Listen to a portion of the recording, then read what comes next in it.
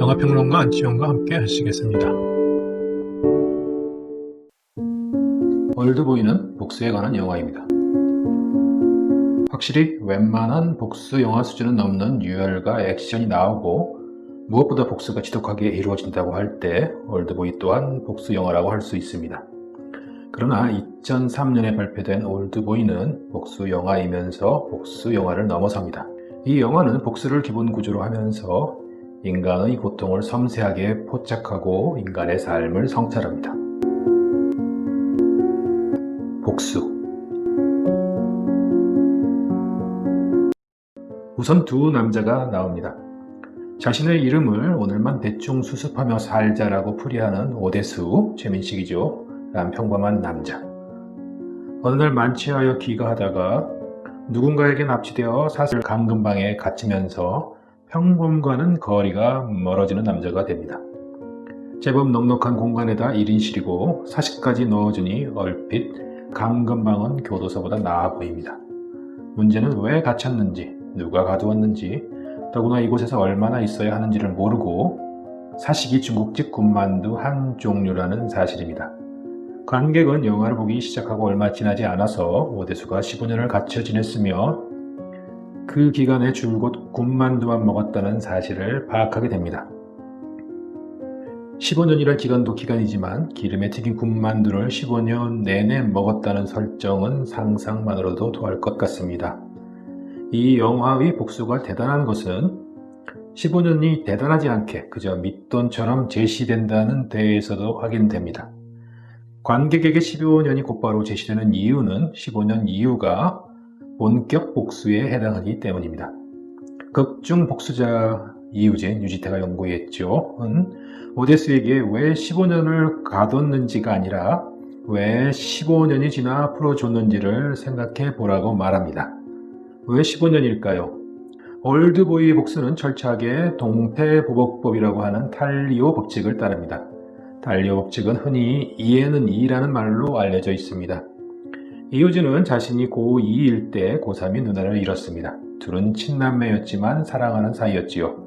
문명의 진전과 함께 근친상간이 공식적으로 금지되긴 했지만 인류에겐 신화 등의 형태로 근친상간의 흔적이 완연하게 남아있고 현실에서도 존재합니다. 사적 영역의 근친상간은 복잡한 논의를 남기긴 하지만 폭력의 형태가 아니라면 원칙적으로 개인에게 속한 삶의 문제라고 할 수 있습니다. 오대수와 이우진 남매는 모두 같은 학교를 다녔습니다.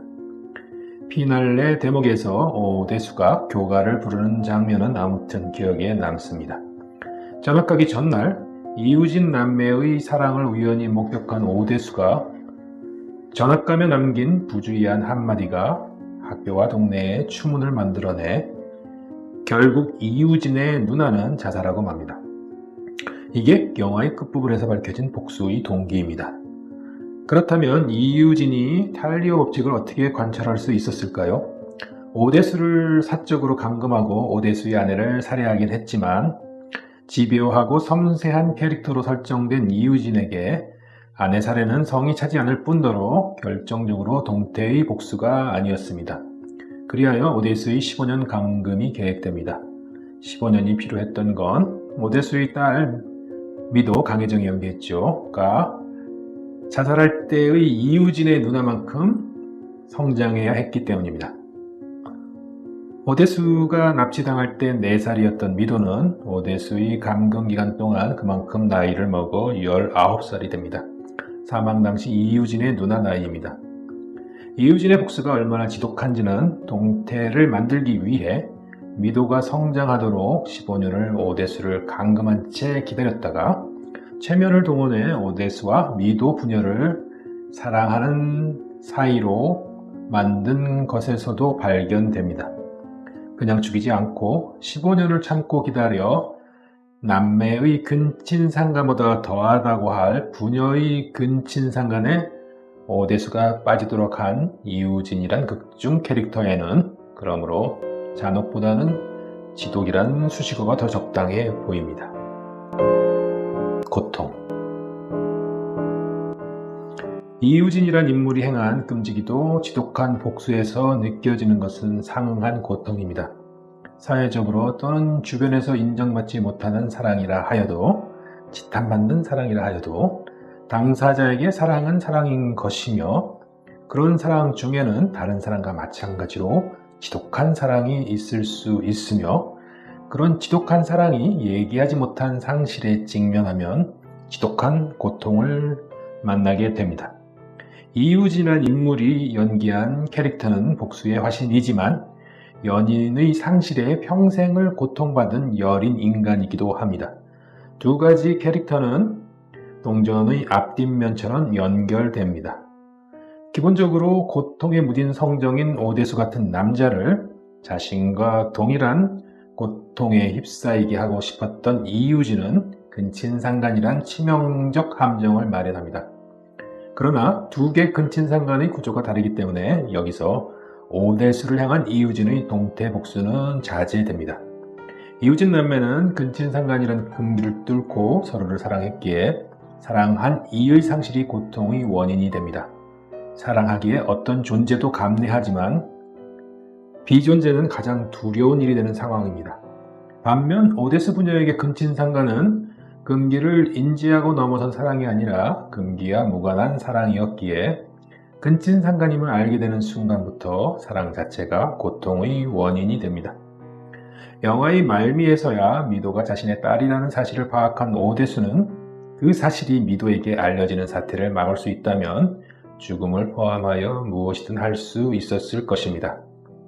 그 사실을 알게 됨으로써 비록 자신에겐 죽음보다 더한 고통이 주어졌지만 딸에겐 그 고통을 모면케 해주고 싶었으리라는 데에 관객이 동감하지 않을까요? 지독한 이유진은 그래서 오데스를 죽이지 않습니다. 미도에겐 사실을 알리지 않아 마치 아량을 베푼 것처럼 보이지만 사실은 오데스만을 고통 속에 남겨둔 시종 일관 지독한 복수를 가하면서 이유진은 스스로 목숨을 끊습니다. 맥락상 복수라는 진통제가 사라지면서 더는 삶의 고통을 견딜 수가 없었기 때문이란 해석이 가능하겠습니다. 최종적 복수는 복수할 것을 아무것도 남기지 않은 최상의 복수일 텐데 그때는 타인의 고통을 지켜보는 것 말고 더 할 일이 아무것도 없어집니다.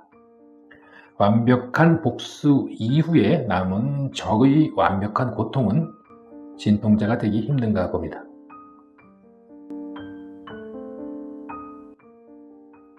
신화. 그리스 비극에서 오이디푸스 왕은 모든 사실이 밝혀진 뒤 제 눈을 찌릅니다. 영화에서 오데스는 제 혀를 자릅니다. 이 영화는 근친상간이라는 금기를 두고 근대인의 방식과 신화적인 방식을 동시에 보여줍니다. 고통과 고독 속에 상호 확증 파괴의 복수를 감행한 이유진이 근대인의 모습이라면 죄를 지었지만 그 죄라는 것이 잔인한 운명이 준비한 것이어서 죄를 짓는지 몰랐던 오데수는 그리스 신화의 주인공의 모습입니다. 혈연 관계임을 자각하지 못한 채 주어진 운명에 따라 사랑하여 근친상간에 빠진 부녀는 정확히 그리스 비극의 등장인물을 연상시킵니다. 이유진 남매는 근친이라는 운명을 충분히 자각한 상태에서 근친관계의 근기를 넘어서기로 결정한 근대인의 말하자면 허약한 주체를 대표합니다. 한데 만일 어떤 사람과 사랑에 빠지는 것까지를 운명이라고 한다면, 만일 사랑이 최상위 운명이라고 한다면 그런 관점에서 이유진 남매 또한 운명의 힘에서 벗어나지 못한 셈입니다. 이렇게 되면 두 개의 근친상간 사이에 의미의 역전이 일어납니다. 이유진 남매가 최상위 운명이란 사랑에 휘말려 죽음으로 그 운명에 숙주한 것이 된다면 그때는 그리스 비극의 영웅소설과 흡사해집니다. 반면 오데스 부녀는 올드보이 결말의 유명한 반전에 따라 나름 해피엔딩을 맞게 되는데 그것은 영웅에게 주어진 인생 행로가 아닙니다. 분열과 허위 위에 더 씌운 가상의 행복은 보기에 따라 훨씬 더 비극적이지만 그렇다 하여도 그리스 비극과는 다른 현대적 비극입니다. 원작과 달라진 부분을 두고 호호가 많이 엇갈렸습니다. 원작과 다른 내용 중에서 특히 살 권리를 실현한 마지막 장면을 두고 토론이 많았습니다. 시간을 두고 생각하니 그 결말이야말로 이 영화가 원작을 개작한 내용 중에서 가장 성공적인 것이라고 말할 수 있지 싶습니다.